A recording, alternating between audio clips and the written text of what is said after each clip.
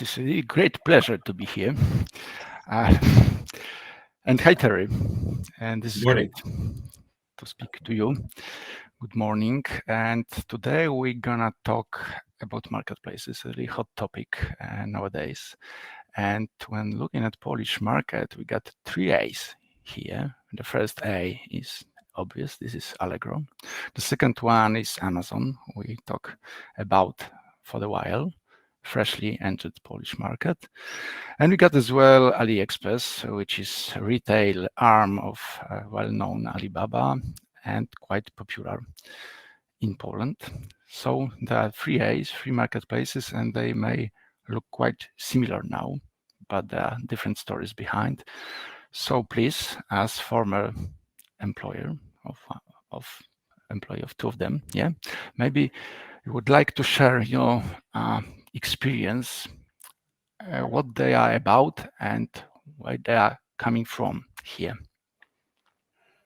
Thank you, Pavel, and thanks for opportunity to join the event today. When I think about the three different A's, and it's really an interesting market to see all three competing so directly.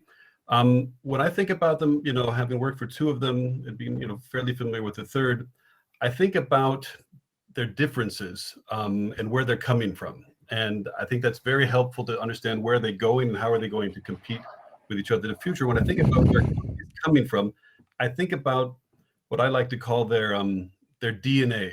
You know, all these companies have been around for quite a while, over 20 years, and their DNA is what's helping to drive what makes them how they are. So you have to think about the differences. Amazon started as a first party B2C company.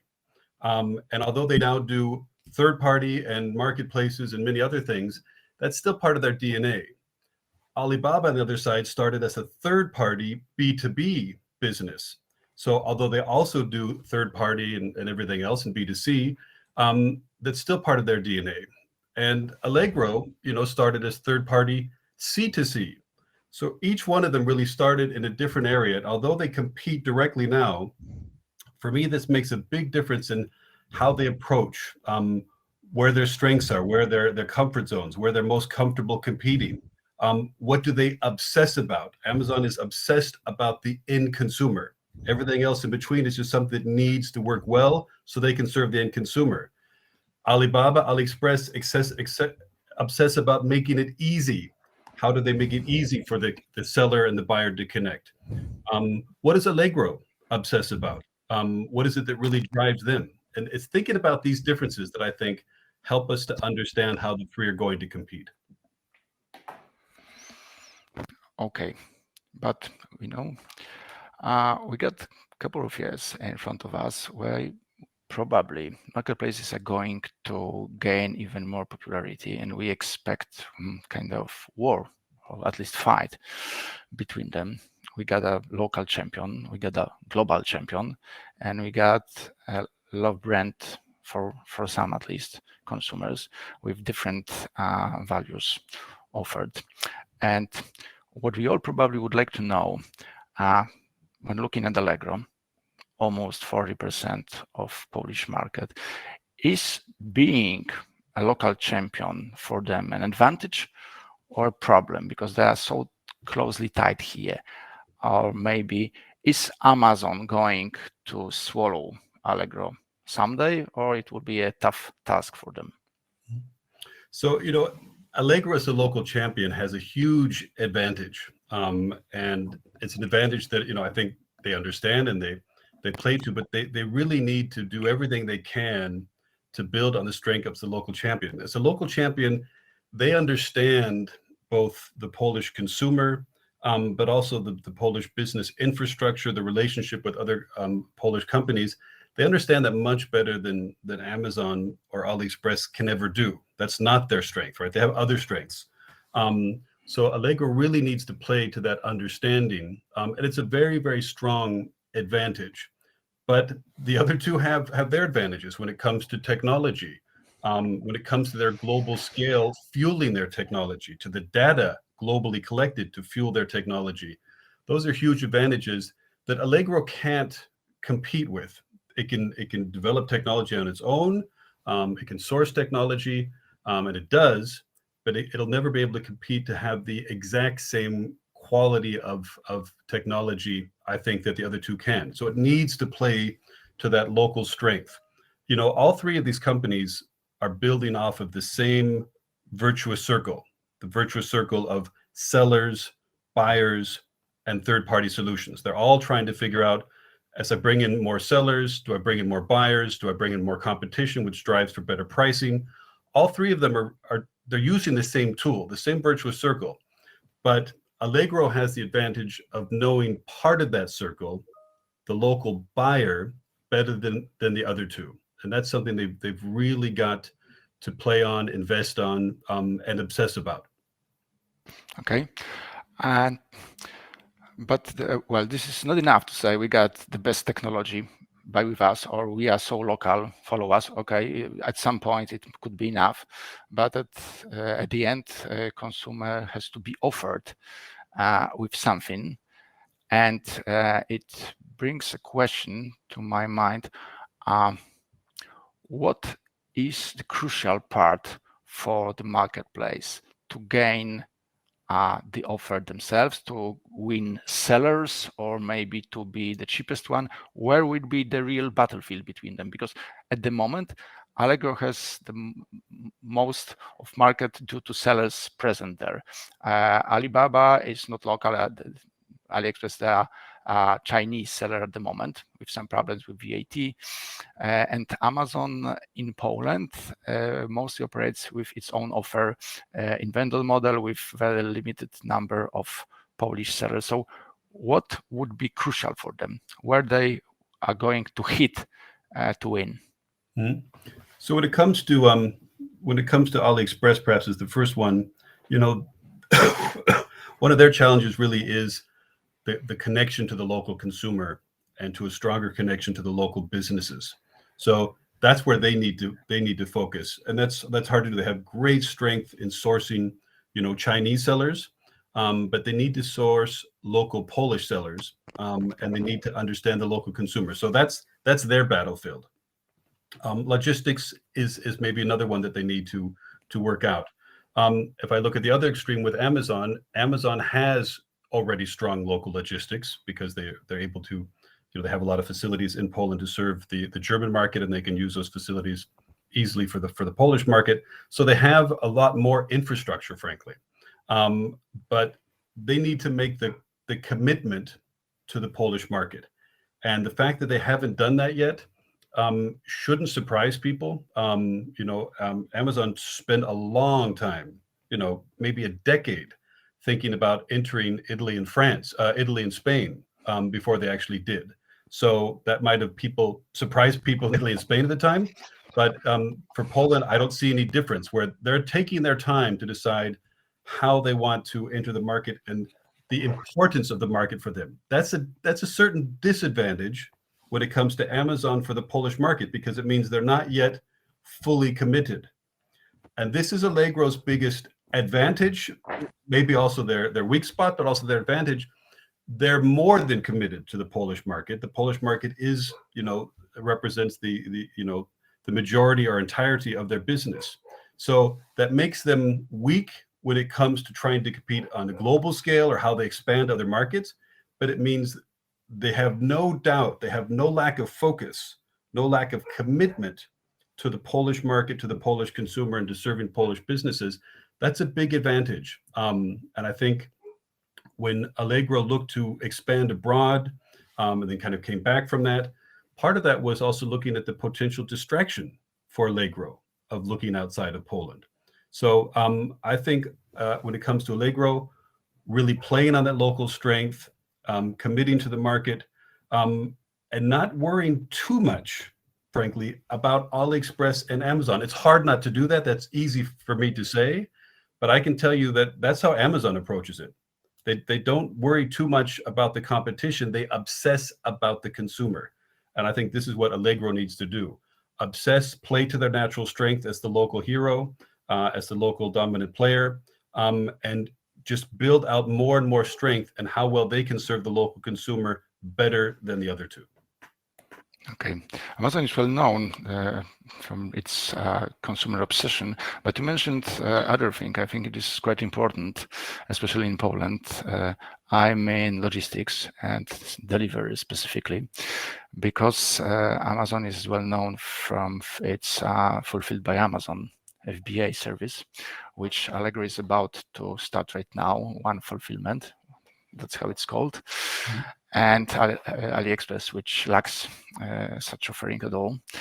And my question is, do you believe this is important, or it could be this winning strength for a player offering or maybe integrating delivery services? This is this winning edge for them. Could it be?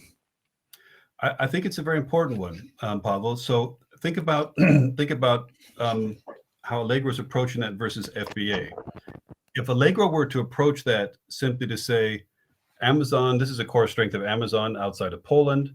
When they bring it into Poland, that's going to be a big competitive factor for us. So we need to do it also. I'm hoping, I'm assuming, but I'm hoping that's not how Allegro is thinking about it, because that would be the wrong way to approach it. The way they need to approach it is understand, how does FBA deliver value for merchants in other markets, let's say in other parts of Europe. What do those merchants value most about it, and what do they not like about it? Where do they feel it sometimes constrains them, for example? And then I look at my local Polish merchants and I say, can I develop a form of FBA for Allegro that brings in all the things that merchants value about FBA elsewhere, but also address the things they don't like, and that I can localize to specific needs and preferences for merchants in Poland. Because again, that's what Allegro can better understand than Amazon can. So Amazon could come in with the scale and the technology for doing this, but Allegro has an advantage of perhaps being able to look at what Amazon's done, what people like about it, what they don't like about it, and customizing it for the Polish market and for the Polish seller. That would be the right way to approach it. And then this could become a key factor, because we have to be objective.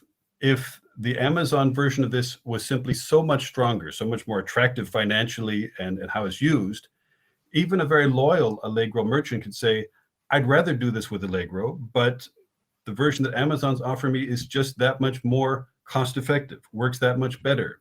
I need to use that. So local relationships will help you so far, but in the end, you have to have the stronger offering. That's what Allegro has to focus on, including for logistics. Mm-hmm. Who is FBA or fulfillment service for? For merchants or for clients? Who needs it more? What do you think? The FBA is particularly important for merchants because it's helping them tap in to the marketplace's investment in logistics, infrastructure, and technology.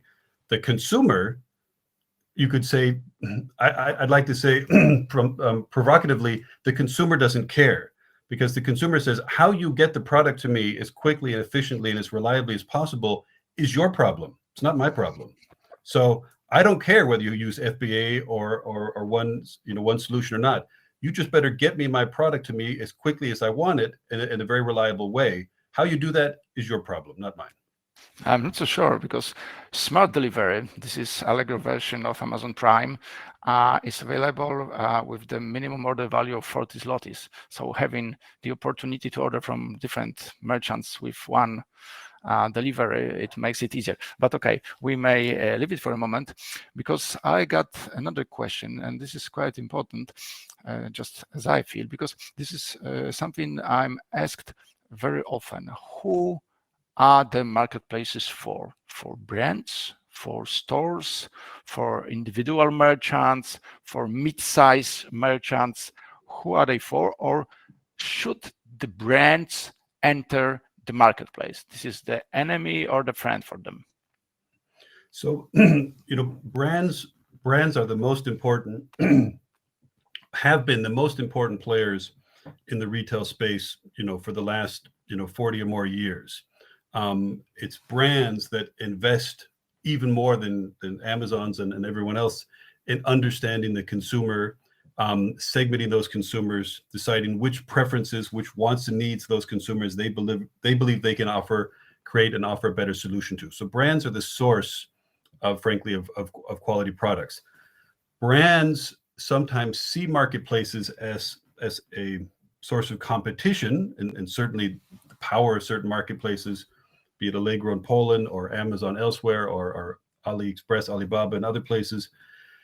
But in the end, the brands have to have a very strong D2C strategy, a very strong direct-to-consumer strategy on how they're going to deliver their value to the end consumer directly through retail as opposed to their wholesale channels.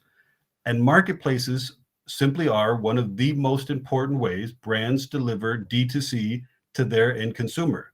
So they have to embrace marketplaces, but they have to understand the role of the marketplace versus their own, let's call it brand.com channel. And that is different per market.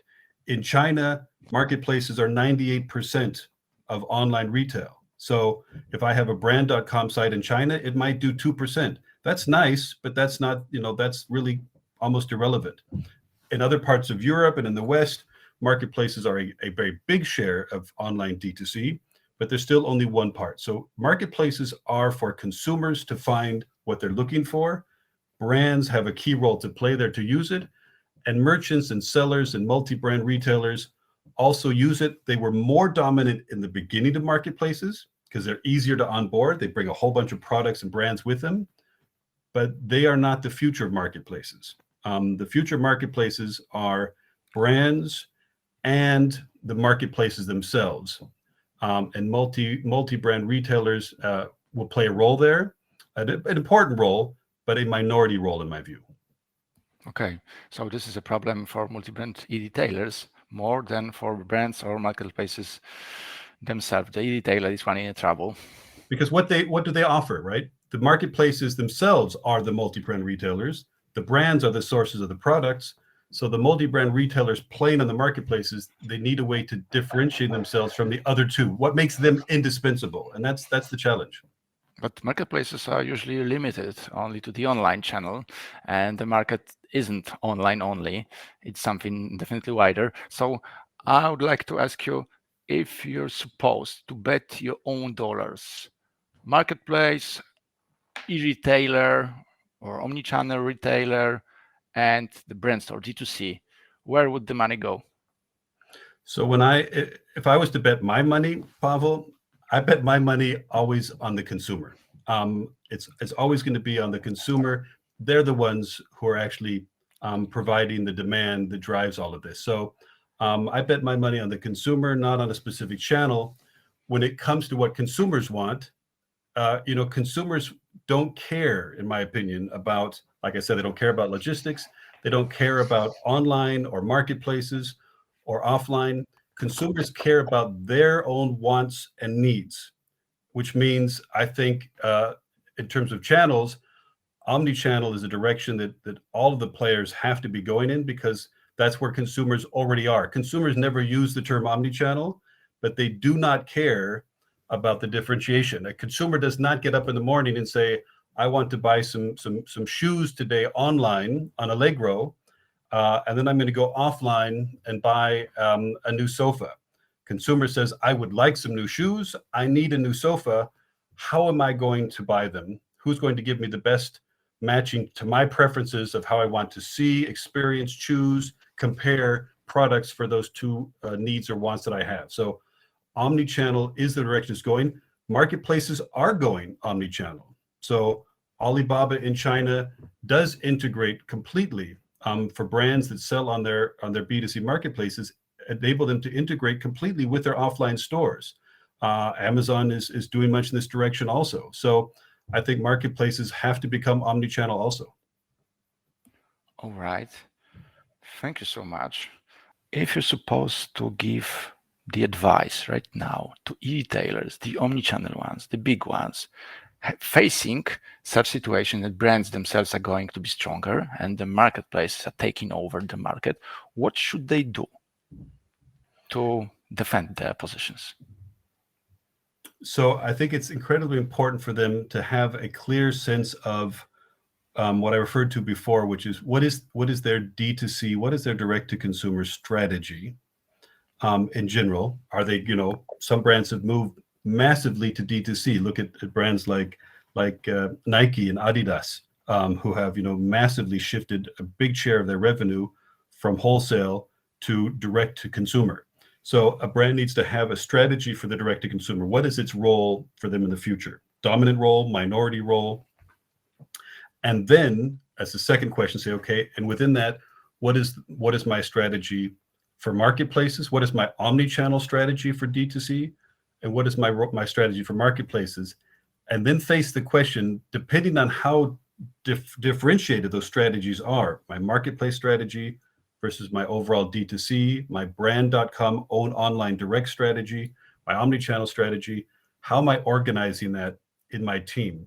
Many companies combine their online and marketplace teams into one team. So one team is responsible for all online sales, both direct through their own website and marketplace. And some companies separate this. It is a different skill set, but there's a lot of overlap when it comes to pricing. So I think companies need to have a view of how do they want to organize their marketplace strategy and teams versus their pure online or omni-channel teams.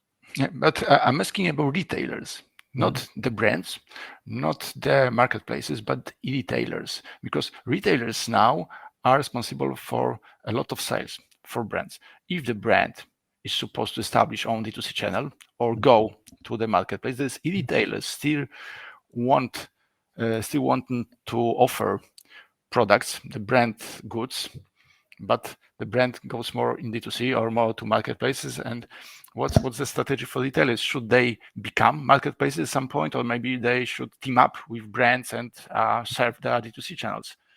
It's a challenging position for e-tailers because, as I mentioned before, the marketplaces themselves are becoming the ultimate e-tailers, and so you have them, you have the brands. What's the role of the other e-tailers?